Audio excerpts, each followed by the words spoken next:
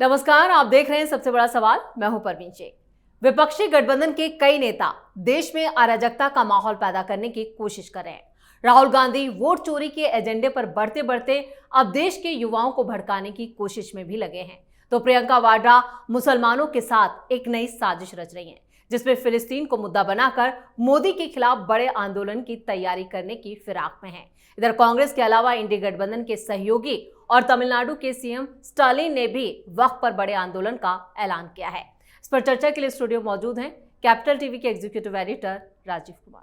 Sir, आपका बहुत बहुत स्वागत। धन्यवाद। विपक्षी गठबंधन या कहें कि खासतौर से कांग्रेस में क्या चल रहा है? राहुल गांधी जो अब तक वोट चोरी की बात कर रहे थे, अब युवाओं को भड़का रहे हैं। देखिए, ये कांग्रेस में नहीं चल रहा या फिर आरजेडी में या फिर इंडी अलायंस के दूसरी पार्टियों की बात नहीं है।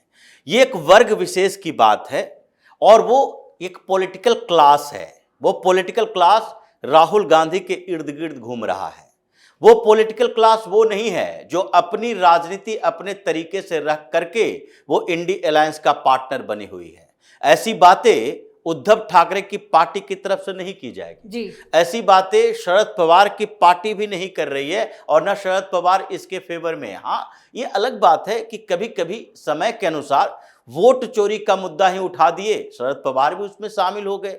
और ऐसा नहीं है कि उसके बाद हर प्लेटफॉर्म पर शरद पवार महाराष्ट्र की राजनीति में केवल वोट चोरी कर रहे हों। उसी तरीके से राष्ट्रीय जनता दल, ये जो बिहार की राजनीतिक पार्टनर है कांग्रेस पार्टी की, तेजस्वी यादव ने तो पूरी तरह से मुद्दा छोड़ दिया। ये वोट चोरी के मुद्दे पर लोगों में भ्रम पैदा करने की कोशिश नहीं कर रहे, ये एंटी इंडिया नैरेटिव पैदा करने की कोशिश नहीं कर रहे, लेकिन ये पॉलिटिकल क्लास की बात ये कर रहे हैं कि ये वैसा वर्ग है जिसको लगता है कि सत्ता अब हमारी मेहनत से, यानी कि पॉजिटिव सकारात्मक तरीके के मेहनत से नहीं आ सकती है।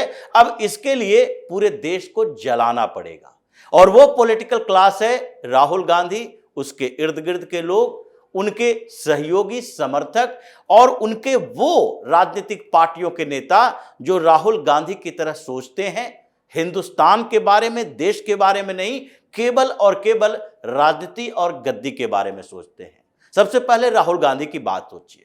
राहुल गांधी ने अब तक इतने दिनों में जो सबसे बड़ा मुद्दा इनके नाम से ये जो सोच रहे हैं वो उठाया है, वो है वोट चोरी का मुद्दा जी। और इन्होंने इस मुद्दे को हाईलाइट करने के लिए पिछले सारे मुद्दे खत्म कर दिए। यानी इन्होंने जो 5-6 महीना पहले सोशल जस्टिस की बात की थी, इन्होंने 5-6 महीना पहले बेरोजगारी की बात की थी, और वो सोशल जस्टिस के नाम पर ये कह रहे थे कि नहीं, कास्ट सर्वे होना चाहिए, उनको रिजर्वेशन ज्यादा मिलने चाहिए। वो ये लग रहा था चलो ये एक समस्या है जिसको राहुल गांधी उठा रहे हैं। ऐसी समस्या नहीं है जिसका समाधान नहीं हो सकता। और हुआ, राहुल गांधी हो सकता है थोड़े बहुत क्रेडिट ले सकते हैं, लेकिन ऐसा हुआ। और राहुल गांधी के उस मुद्दे के आधार पर कास्ट सर्वे का तो अनाउंसमेंट की केंद्र सरकार ने, लेकिन इनको लगा कि अगर कोई मुद्दा होता है उससे लोगों को भरमाने की कोशिश करते हैं, उसका समाधान आगे निकल जाता है, तो फिर हमें कोई फायदा ही नहीं होता। तो कुछ ऐसे मुद्दे लेकर आओ कि अब देश के अंदर आग जले, आगजनी हो, आंदोलन हो, हंगामा हो, क्योंकि उसका समाधान तो है नहीं और समाधान की तैयारी भी नहीं करेंगे, कोशिश भी नहीं करेंगे। तो इन्होंने जो तरीके अपनाए हैं उसमें कांग्रेस का वो प्रोपेगेंडा गैंग शामिल है जो राहुल गांधी के इर्द गिर्द काम करने वाले लोग हैं, और राहुल गांधी के सबसे विश्वसनीय लोग हैं राजनीति में वो शामिल है, जिसमें उनके एजेंडे पर अब आगे चलेगा कौन? आगे चलेगा स्टालिन जैसा लोग जो एंटी इंडिया, एंटी सनातन बातें करता है, जिसको देश से मतलब नहीं, गद्दी से मतलब है। तो इसलिए अभी इन लोगों ने क्या किया है, और इसके इर्द गिर्द और लोग हैं, सिर्फ राहुल गांधी की बात नहीं है, एक दूसरा वर्ग भी आगे बढ़ रहा है और उसके लिए हिडन एजेंडा कुछ और है, लेकिन उस एजेंडे के तहत ये एकजुट होने की कोशिश करेंगे। जैसे राहुल गांधी की बात करते हैं, कांग्रेस पार्टी में अभी जो सबसे बड़ा मुद्दा इन लोगों ने अपने पास रखा है वोट चोरी का जी। उस वोट चोरी के मुद्दे का आगे समाधान नहीं है, ये राहुल गांधी जानते हैं, क्योंकि इनके आरोप जो हैं वो मनगढ़ंत हैं। आरोप तथ्यों को, आंकड़ों को उलटफेर करके तैयार किया गया है। वोट कटेंगे, वोट जुड़ेंगे। ये सारे चुनाव में होते रहेंगे। कोई भी ऐसा चुनाव नहीं है जिसमें वोट कटेंगे नहीं, जुड़ेंगे नहीं। ये ज्यादा कटेंगे, ज्यादा जुड़ेंगे वैसे समय में जितनी सघन प्रक्रिया होगी, मतलब इंटेंसिव प्रोसीजिंग होगा। ये चुनाव आयोग के इतने सालों के बाद जो चुनाव आयोग ने एसआईआर की बात की, तो उसमें और ज्यादा कटेंगे। लेकिन एसआईआर की प्रक्रिया के बावजूद ये वोट तो जुड़ेंगे, वोट कटेंगे भी। जुड़ेंगे तब जबकि ये कोई भी सीधे 18 साल से ऊपर आएगा। 17 साल का आज व्यक्ति है, 1 साल के बाद 18 साल का होगा। 16 साल का है, 2 साल के बाद होगा, तो उसके वोट तो जुड़ेंगे। और जो व्यक्ति 80 साल, 90 साल, 75 साल, कुछ लोगों की मौत हो रही है, वो भी हटेंगे, वोटर लिस्ट से नाम कटेगा। अभी बिहार में एसआईआर की प्रक्रिया में सबसे ज्यादा वोट कटने वाले लोग वही हैं जो मृतकों का नाम चढ़ा हुआ था, तो वो तो वोट कटेंगे ही। अब इनको लगता है कि वो आंकड़े तो हमारे पास होंगे, इस विधानसभा में, इस लोकसभा में 10,000, 20,000, 50,000, 1 लाख, 1.5 लाख वोट कट गए या फिर इतने लोग जुड़ गए। अब ये तो खत्म होने वाला नहीं है, लेकिन उसका उपयोग कहां करना है? उसका उपयोग करना है कि ये वोट कट रहे हैं या वोट जुड़ रहे हैं, तो ये चुनाव आयोग ने मोदी सरकार के साथ, मोदी के साथ कंप्रोमाइज करके किया है जी। अब ये इसका कोई आधार ही नहीं है। और उसके लिए हम सुप्रीम कोर्ट नहीं जाएंगे, हाई कोर्ट नहीं जाएंगे, सिर्फ लोगों को भ्रमित करेंगे। ये कर रहे थे, ये धीरे धीरे इसके आगे बढ़े। और जब पूरी दुनिया में अभी एक एक देश, 1-2 देश की बात नहीं है, बांग्लादेश, श्रीलंका, अब नेपाल, उसके बाद अभी वेनेजुएला में, उसके साथ साथ फ्रांस में चला, फ्रांस में भी ऐसे ही आंदोलन छिड़ गया, अचानक से लाखों लोग सड़कों पर आ गए, यहां तक कि अमेरिका में आ गए। अलग अलग देशों में ये सड़कों पर आने वाले लोग हैं लाखों की संख्या में, जिसका फ्रस्ट्रेशन अलग अलग कारणों से है। ऐसा नहीं है कि समाज में एक ही तरह के लोग हैं और एक ही तरह के विचार रखते हैं, उनका काम कुछ और, तरीके कुछ और, फ्रस्ट्रेशन किसी और बात पर निकालेंगे कुछ और। जैसे कहा जाता है मॉब के लिए, भीड़ के लिए, कि एक चोर पकड़ा गया और सब अगर 50 लोग वहां पर सामने में खड़े हैं तो 50 लोग उस चोर से परेशान नहीं है या उसकी चोरी के कारण उसको सजा नहीं देना चाहते, वो इसलिए सजा देना चाहते हैं घर से वो झगड़ा करके निकला है, उसके दिमाग में परेशानी भरी हुई है और उसको भड़ास निकालने के लिए क्या करना है, उस व्यक्ति को पीटना है। या कोई दूसरे कारण से फ्रस्ट्रेटेड है, वो उस व्यक्ति को पीटना चाहता है। ये मुद्दे की बात नहीं होती। ये सीएए के खिलाफ आंदोलन चला तो ये मुद्दा था। ये क्या मुसलमान यहां के नहीं जानते थे कि हमारी नागरिकता नहीं जाने वाली है? ये विदेशी नागरिकता की बात है और तुम अपने अंदर की नागरिकता की बात करने लगे। सब फ्रस्ट्रेटेड थे अलग अलग मुद्दों पर। किसी को लग रहा है मोदी हमारे साथ गलत कर रहा है, ये जो चल रहा है चारों तरफ से, तो वही बातें चल रही है कि राहुल गांधी उसी फ्रस्ट्रेटेड माइंड को अपने साथ रखना चाहता है कि व्यवस्था को बेहतर करने के लिए लाखों करोड़ों लोगों की जरूरत होती है, लेकिन व्यवस्था में अराजकता पैदा करने के लिए कुछ हजार लोगों की जरूरत होती है, करोड़ों लोग की जरूरत नहीं है। कश्मीर में आतंकवाद है तो हजारों आतंकवादी नहीं है, 10 आतंकवादी है, 5 आता है, 4 आता है, पहलगांव में करके चला गया। 4 लोग बंदूक लेकर आया, चला गया, ऐसा काम करके चला गया जिसके लिए भारत और पाकिस्तान के संबंध तो छोड़ दीजिए, दोनों के बीच युद्ध हो गया। लेकिन राजीव सर, जिस तरह से राहुल गांधी अब जेन जी के सहारे इस मुद्दे को उठा रहे हैं, क्या वो युवाओं को जोड़ने की, कांग्रेस के साथ युवाओं को जोड़ने की कोशिश है या कुछ और? देखिए, कांग्रेस के साथ युवाओं को जोड़ने की कोशिश के लिए जेन जी का क्या मतलब होता है? ये 18 से 25 साल वाले लोग ही सबसे ज्यादा वोटर हैं क्या? ये कांग्रेस के साथ जोड़ने की बात नहीं है। हम यही बात कर रहे हैं कि जेन जी का मतलब यह है कि जब पूरी दुनिया में ये वर्ग जो कि मैच्योरिटी के लेवल में अभी कमजोर है, पॉलिटिकल मैच्योरिटी नहीं है, मुद्दों की समझ, ये वोटिंग का राइट 21 साल था, यहां 18 साल कर दिया गया, ये राजीव गांधी की सरकार ने किया।